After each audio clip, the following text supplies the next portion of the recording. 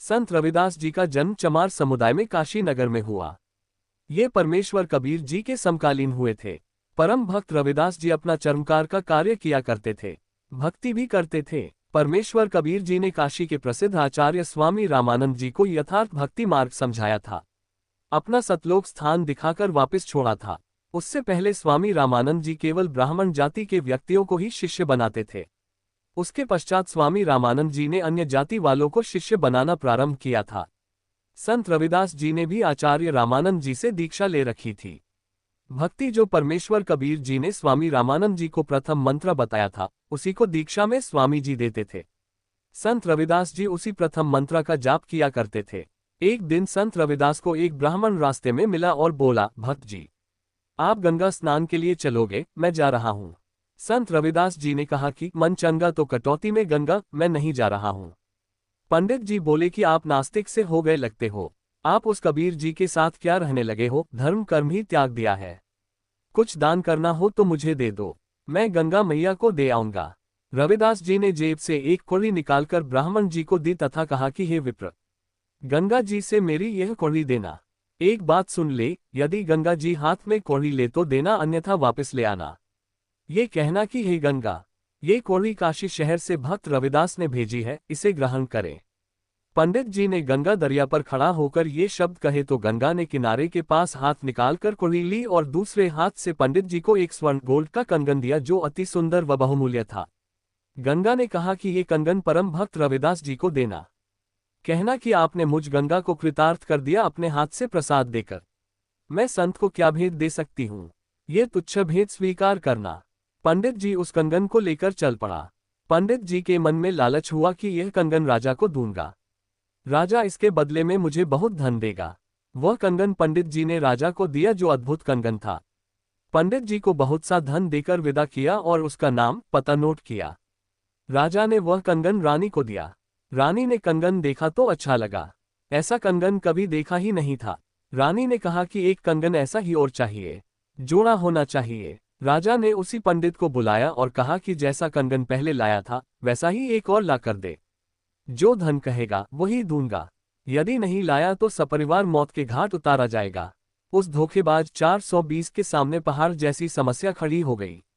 सब सुनारों श्राफों के पास फिरकर अंत में परम भक्त रविदास जी के पास आया, अपनी गलती स्वीकार की। सर्व घटना गंगा को कौड़ी देना, बदले में कंगन लेना, उस कंगन को भक्त रविदास जी को न देकर मुसीबत मोल लेना।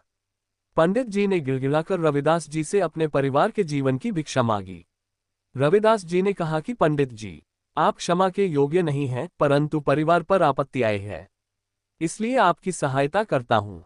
आप इस पानी कठौती मिट्टी का बड़ा टब जिसमें चमड़ा भिगोया जाता था में हाथ डाल और गंगा से यह कह कि भक्त रविदास जी की प्रार्थना है कि आप कठौती में आए और एक कंगन वैसा ही दें। ऐसा कहकर पंडित जी ने, जो रविदास के चमार होने के कारण 5 फुट दूर से बातें करता था, अब उस चाम भिगोने वाले कुंड टब में हाथ देकर देखा तो हाथ में 4 कंगन वैसे ही आए। भक्त रविदास जी ने कहा कि पंडित जी, एक ले जाना, शेष गंगा जी को लौटा दे, नहीं तो भयंकर आपत्ति और आ जाएगी। ब्राह्मण ने तुरंत 3 कंगन वापस कुंड में डाल दिए और एक कंगन लेकर राजा को दिया। रानी ने पूछा कि यह कंगन कहाँ से लाए हो, मुझे बता। ब्राह्मण ने संत रविदास जी का पता बताया। रानी ने सोचा कि कोई स्वर्णकार गोल्डस्मिथ होगा और ढेर सारे कंगन लाऊंगी। रानी को एक असाध्य रोग था, पित्तर का साया भी था, बहुत परेशान रहती थी, सब जगह उपचार करा लिया था, साधु संतों का आशीर्वाद भी ले चुकी थी, परंतु कोई राहत नहीं मिल रही थी। रानी उस पते पर गई, साथ में नौकरानी तथा अंगरक्षक भी थे। रानी ने संत रविदास जी के दर्शन किए। दर्शन करने से ही रानी के शरीर का कष्ट समाप्त हो गया। रानी को ऐसा एहसास हुआ जैसे सिर से भारी भार उतर गया हो। रानी ने संत जी के तुरंत चरण छुए। रविदास जी ने कहा कि मुझ निर्धन के पास मालकिन का कैसे आना हुआ। रानी ने कहा कि मैं तो सुनार की दुकान समझकर आई थी गुरुजी, मेरा तो जीवन धन्य हो गया। मेरा जीवन नरक बना था रोग के कारण, आपके दर्शन से वह स्वस्थ हो गया। मैंने इसके उपचार के लिए कोई कसर नहीं छोड़ी थी, परंतु कोई लाभ नहीं हो रहा था।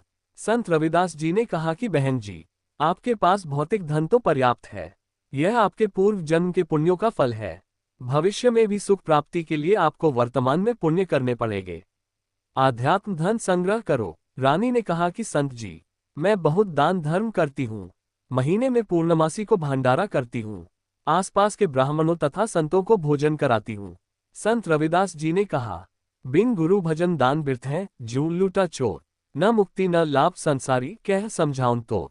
कबीर, गुरु बिन माला फेरते, गुरु बिन देते दान, गुरु बिन दोनों निष्फल हैं, चाहे पूछो वेद पुराण। रानी ने कहा कि हे संत जी, मैंने एक ब्राह्मण गुरु बनाया है। रविदास जी ने कहा कि नकली गुरु से भी कुछ लाभ नहीं होने का। आप जी ने गुरु भी बना रखा था और कष्ट यथावत थे। क्या लाभ ऐसे गुरु से? रानी ने कहा कि आप सत्य कहते हैं, आप मुझे शिष्या बना लो। रविदास जी ने रानी को प्रथम मंत्र दिया। रानी ने कहा कि गुरु जी, अब की पूर्णमासी को आपके नाम से भोजन भंडारा लंगर करूंगी। आप जी मेरे घर पर आना। निश्चित तिथि को रविदास जी राजा के घर पहुंचे। पूर्व में आमंत्रित 700 ब्राह्मण भी भोजन भंडारे में पहुंचे।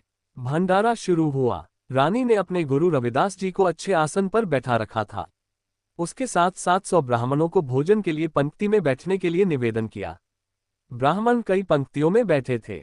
भोजन सामने रख दिया गया था।